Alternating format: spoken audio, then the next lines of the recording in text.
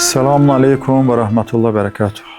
Elhamdülillah, gözəl günləriniz davam eləyir. Allah qəbul eləsin hər kəsdən. Ramazan orucunu tutmaq üçün insanlarımızda bir təşviş var, bir həyəcan var. Bir çox insanlar mane olur.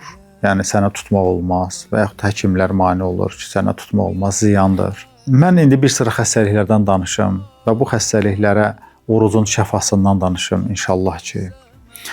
Gəlin, günümüzdə ən çox olan xəstəlikləri bir diqqət eləyək. Ən çox olan xəstəliklər nədir? Təzyiq, yaşlı insanlarımızın əksəriyyətində var. Şəkər, yaşlı insanlarımızın əksəriyyətində var. Piyələnmə, bu da əksəriyyətində var, hətta cavanlarımızda da var. Və yüksək xolesterin və xolesterin sələflərindən əziyyət çəkmək. Bu da insanlarımız yaşlaşandan sonra hamısından əziyyət çəkmək və hamısından baş verir. Bu bizim daha çox xəstələndiyimiz xəstəliklərdir. Hansı ki, Azərbaycan insanlarının 70-80% bu xəstəliklərdən əziyyət çəkir. Bir də mədə-bağırsaq xəstəlikləri. Amma bu xəstəliklərdən əziyyət çəkən insanlarımızın əksəriyyəti isə oruç tutmur. Mən sizə bir şey deyim ki, bu xəstəlikdən əziyyət çəkən insanlar aşırı dərəcədə qidalanmadan sonra bu xəstəliklərə tutulub və xəstəlikdən əziyyət çəkir. Məsələn, inkişaf etməkdə olan bir sıra Azərbaycandan da kasıb olan ölkələrin əksəriyyətində bu xəstəliklər qat-qat aşağıdır, azdır. Deməli, birinci başlayaq şəkər xəstəliyindən. Şəkər xəstəliyi necə baş verir?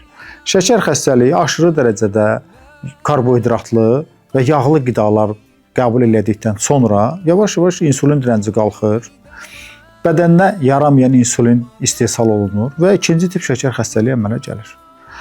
Və şəkər xəstəliyindən dolayı bir sıra ağırlaşmalar baş verir. Buna görə də şəkər tutulan insanlar deyir ki, mən oruç tutanda özümü pis eləyirəm. Şəkərim düşür aşağı, ağzım quruyur, ona görə məcbur oluram, orucumu pozam. Bu kimin hallar şəkər xəstələrində cəmi 3-5 gün baş verə bilir. Yəni 3-5 gündən sonra artıq bədən bunu öyrəşir. Və 13-15 saat Ramazan orucu və müddətində isə sizə insulin vurmağa ehtiyac yoxdur. Çünki şəkəriniz qalxmayacaq. Sizə şəkər tabletkalarında içməyə ehtiyac yoxdur. Yenə də lazım deyil, çünki şəkəriniz qalxmayacaq. Hətta bir ayın sonunda mən xəstələrimə dəfələrlə bunu yoxlatdırmışam. Bir ayın sonunda şəkər xəstələrimə glukozanı, insulin dirəncini, 3 aylıq şəkəri, bunların C-peptidi, bunların hamısını yoxlatdırıram və hamısını da axırda göstərirəm ki, gör sənin dəyərlərin nə qədər aşağı düşüb, yəni normalsına düşüb. Çünki mədə-altı vəzi özü də yenilənir şəkər və daha sağlamlaşır, daha da yeniləşir və pankreatit kimi, xroniki pankreatit kimi saydığımız ağır bir xəstəlik yavaş-yavaş aradan qalxır. Sonra götürək təzyiq xəstəliyini. Təzyiq xəstəliyi nə zaman baş verir? Bu da əksər vaxt xolesterin sələflərinin yüksəlməsindən və börəklərdə müxtəlif zədələnmələrin getməsindən sonra baş verir. Onu da nəzərdə çatdırım ki, elə şəkər xəstəliyinin özü də təzyiq xəstəliyinə yol açır. Çünki şəkər xəstəliyində də damarlar angiopatiyalar damar zədələnməsi angiopatiyalar baş verir və börək yumaqçıqlarının zədələnməsi, buna deyirik biz diabetik glomerulopatiyalar baş verir. Və bu da şəkər xəstəliyində və eyni zamanda çox piyələnmiş insanlarda daha çox baş verir və bunun üçün də nə lazımdır? Yenə də bizə aclıq lazımdır. Ramazan orucu lazımdır ki, damarlarımızın mənfəzinə, yəni damarlarımızın iç səthine yığılmış o yağlı bir təbəqə ki var, hansı ki o damarlarımızın mənfəzini daraldır və təzyiq əmələ gəlir. Onlardan təmizlənsin. Və həmin o xolesterin sələfləri bizim bayaq dediyimiz sağlam hüceyrələrimizin qidasına çevriləcək, onlardan damarlarımız xilas olacaq və damar mənfəzi genişlənəcək, təzyiqimiz yavaş-yavaş düşəcək. Və börək yumaqçıqlarımız da bizim, yenə də Ramazan orucu vaxtı börəklər böyük bir istirahət eləyir. Börəklər öz-özünə yenilənir və bundan sonra nə baş verir? Bundan sonra hətta biz təzyiq xəstələrində deyirik ki, siz nəyi yoxlatdırın? Renini yoxlatdırın. Renin analizini yoxlatdığında biz bilirik ki, bu təzyiq börək mənşəlidir və yaxud da ki, ürək-qan damar mənşəlidir. Hətta dediyim kimi, siz renin analizini əvvəlcə yoxlatdırın, bir aylıq Ramazan orucunuzu tutun, ondan sonra gedin yenə yoxlatdırın, görün dəyərləriniz nə qədər aşağı düşəcək.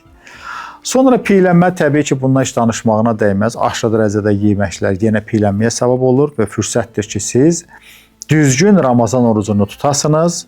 Yəni belə deyərdim ki, əlvizə nə gəldi, onu da yeyim, bunu da yeyim, acgözlük də yeməkdən çəkinin, normal qidalanın və bu sizə piyləvinizin yanmasına, əriməsinə səbəb olacaqdır.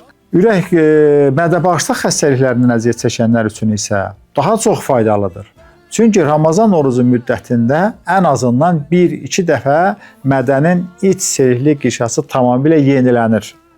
Və bu bizə imkan verir ki, artıq Ramazandan sonra yeni bir seyrəklik qişa ilə dövrümüzə başlayaq. Və buna görə də hər bir mən deyərdim ki, mədə xəstəliyindən əziyyət çəkən insanlar Ramazan orucunu tutduqdan sonra çox rahatlaşırlar. Mən bunu yüzlərlə dəfədə görmüşəm.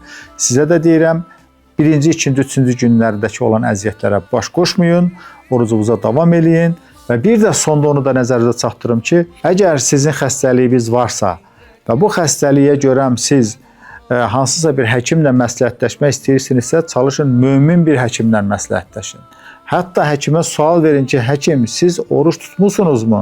Əgər o həkim oruç tutubsa, onunla məsləhətləşin ki, bəli, o dediyini eləyə bilərsiniz. Çünki oruç tutan həkim bilir ki, orucu nəyə görə tutur, orucun faydası nədir, ziyanı nədir, o xəstəyə həqiqətən orucu tutmaq olar, yoxsa olmaz. Çox sağ olun.